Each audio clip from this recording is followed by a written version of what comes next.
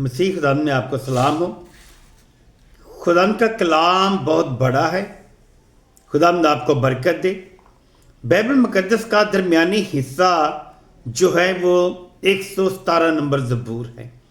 وہ کہتا ہے کہ خدا کی حمد کرو، خدا کے گیت گاؤ، خدا کی تعریف کرو، کیونکہ ہم نے خدا کی حمد کرنی ہے تو روح اور سچائی سے کرنی ہے۔ اگر عبادت میں ٹھہرنا ہے تو روح اور سچائی سے ٹھہرنا ہے، روزے میں ٹھہرنا ہے تو روح اور سچائی میں ٹھہرنا ہے۔ اپنی آنکھ، ہاتھ اور پاؤں کو روک کر دل کو خالی کر کے ہم نے خدا کے حضور ٹھہرنا ہے۔ دیکھتے ہیں کلام مقدس میں سے متی رسول کی انجیل، اس کا 3 باب ہے اور اس کی 8 اور 9 آیت۔ وہ لکھتا ہے، پس توبہ کے موافق پھل لاؤ۔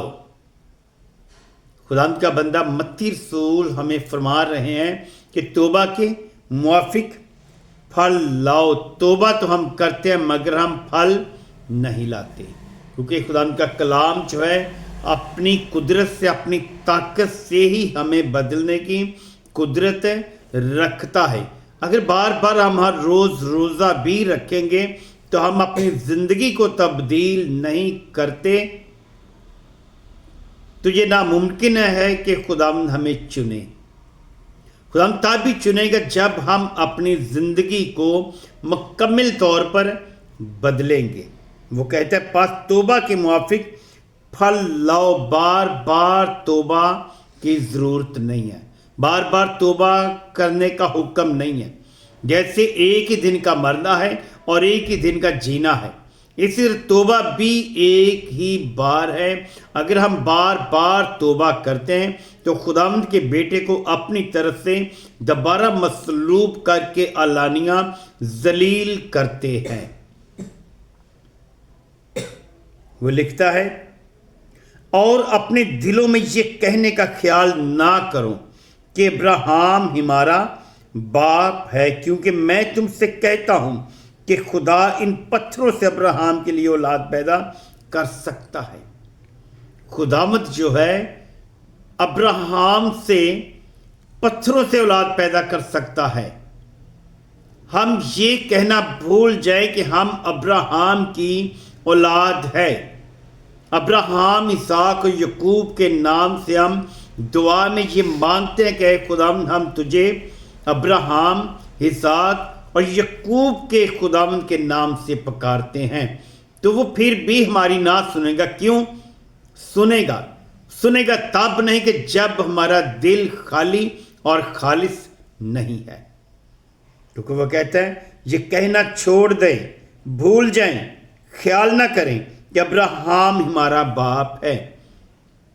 ساری عمر زندگی ہماری بیت جاتی ہے، خداوند کی پرستش، عبادت، زندگی گزر جاتی ہے اس میں، تو آخر کار آخری سانسوں میں کیا ہوتا ہے؟ اسے ابراہیم کی گود میں لے جا۔ ابراہیم کی گود جو ہے یہ بہت چھوٹی ہے۔ ابراہیم راست بازوں کا باپ ہے۔ ابراہیم راست بازوں کے لیے ہے۔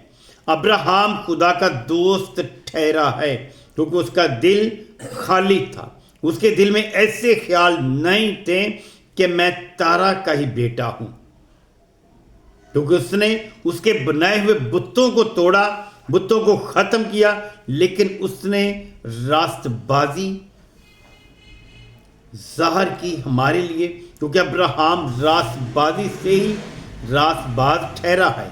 اور اسی طرح ہم نے خدا کے کلام کے لیے، روزوں کے لیے راست بازی اپنے اندر پیدا کرنی ہے اور دل کو خالی کرنا ہے اور توبہ کرنی ہے، مکمل طور پر ایک ہی بار توبہ کرنی ہے۔ آپ واعظ کی کتاب پڑھ کر دیکھیں، اس کا 8 اور 9 باب میں لکھا ہوا ہے کہ ہر کام کا وقت، موقع اور دستور ہے۔ بار بار کسی کام کا موقع اور دستور نہیں ہے۔ آج آپ کے پاس موقع ہے، دستور ہے، وقت ہے کہ آپ خدا کے حضور اپنی زندگی کو بدلیں، تاکہ آپ کے وسیلہ سے اور بھی زندگیاں برکت پائیں۔ یہ خدا کا کلام جو ہے یہ آپ کے لیے ہے، میرے لیے ہے، کیونکہ خدا جو ہے وہ ہم سب کو فرما رہا ہے توبہ کے موافق پھل لائیں۔ ہم توبہ تو کرتے ہیں مگر اس کے موافق ہم پھل نہیں لاتے۔